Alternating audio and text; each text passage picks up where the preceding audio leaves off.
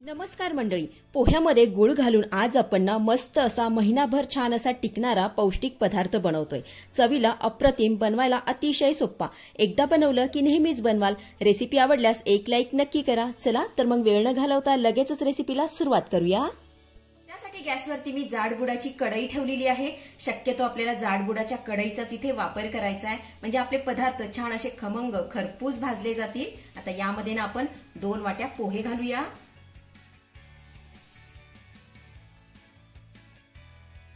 तेच पोहे आहेत ज्याचे आपण कांदा पोहे बनवतो। हे बघा, आता हे पोहे आपल्याला चांगले खमंग खरपूस भाजून घ्यायचे। त्यासाठी गॅसची फ्लेम आपल्याला लो टू मीडियमच ठेवायची आहे। यावरतीच हे पोहे मस्त असे खरपूस भाजून घेऊया।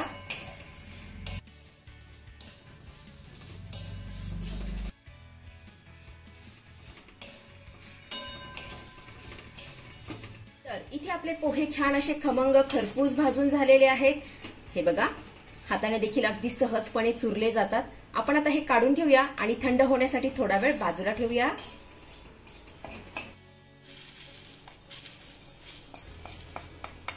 त्यानंतर कढईमध्ये मी अर्धा चमचा साजूक तूप घालते।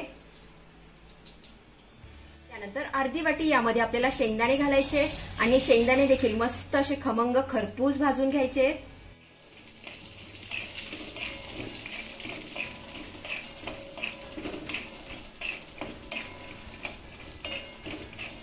तर इथे आपले शेंगदाणे मस्त असे खमंग खरपूस भाजून झालेले आहेत। हे देखील आपण काढून घेऊया। त्यानंतर यामध्ये घालूया 10 ते 12 बदाम, सोबतच 10 ते 12 काजू यामध्ये घालूया। आता हे काजू आणि बदाम हे देखील आपल्याला चांगले खमंग खरपूस भाजून घ्यायचे।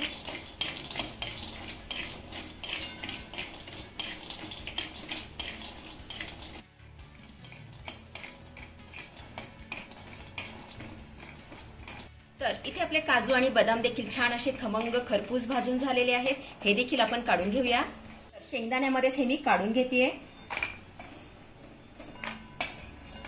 त्यानंतर अर्धी वाटी यामध्ये आपल्याला किसलेलं सुकं खोबरं घालायचंय। हे खोबरं देखील आपल्याला हलक्या सोनेरी रंगावरती भाजून घ्यायचंय।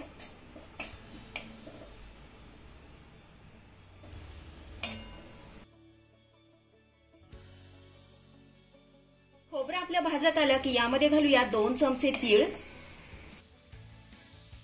सोबतच अर्धा चमचा यामध्ये आपल्याला खसखस घालायची आहे। आता हे सर्व साहित्य आपल्याला पुन्हा अर्धा मिनिट चांगलं भाजून घ्यायचंय।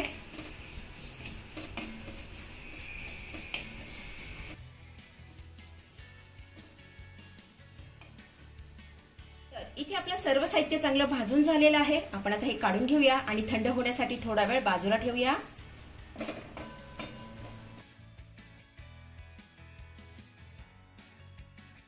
इकडे आपले पोहे पूर्णपणे थंड झालेले आहेत। हे बघा, आता मिक्सर मधून याची बारीक अशी पावडर करून घेऊया।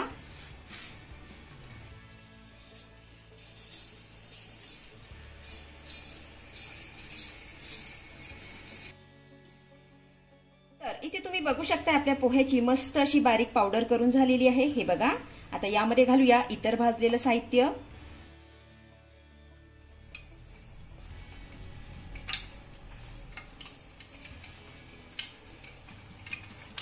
हे देखील आपण छान असं बारीक फिरवून घेऊया। तर इथे तुम्ही बघू शकता आपलं सर्व साहित्य छान असं फिरवून झालेलं आहे। हे बघा, आता यामध्ये आपल्याला अर्धी वाटी बारीक चिरलेला गुळ घालायचा आहे। गुळ घालून झाला की यामध्ये घालूया अर्धा चमचा साजूक तूप।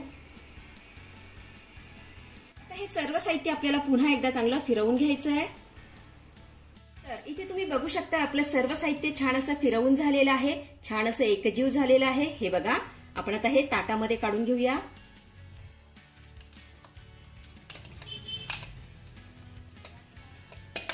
तर इथे आपलं सर्व साहित्य ताटात काढून झालं की यामध्ये घालूया अर्धा चमचा वेलची पूड। त्यानंतर थोडंसं जायफळ यामध्ये आपण किसून घालूया, म्हणजे याचा स्वाद आणखीन वाढेल।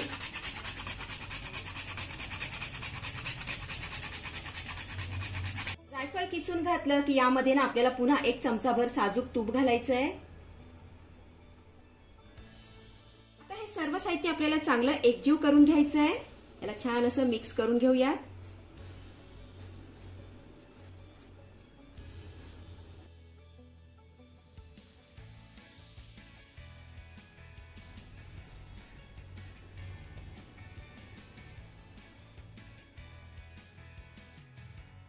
तर इथे आपल्याला ना सर्व साहित्य छान असं एकजीव करून झालेलं आहे. आपण ना याचे लाडू वळून घेऊया.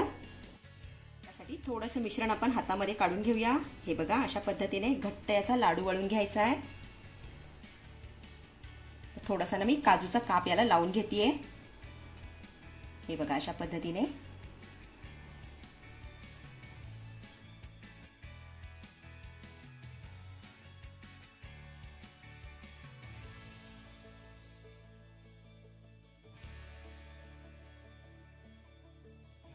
तर इथे तुम्ही बघू शकताय मस्त आपला लाडू वळून झालेला आहे. हे बघा, आता अशाच पद्धतीने सगळे लाडू वळून घेऊयात.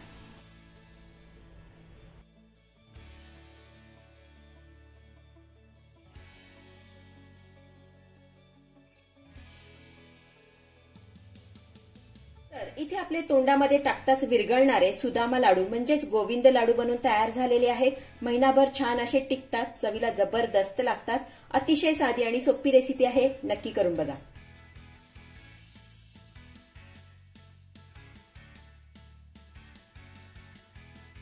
तर मंडळी, कशी वाटली आजची रेसिपी? आवडली आहे का तुम्हाला? आवडली असेल तर लाईक करा, शेअर करा, सबस्क्राईब करा आणि हो, शेजारीच असलेलं घंटीचं बटन दाबून ऑलवर क्लिक करा, जेणेकरून माझ्या येणाऱ्या नवीन नवीन रेसिपींचं नोटिफिकेशन सर्वात आधी तुम्हाला दिसेल. धन्यवाद.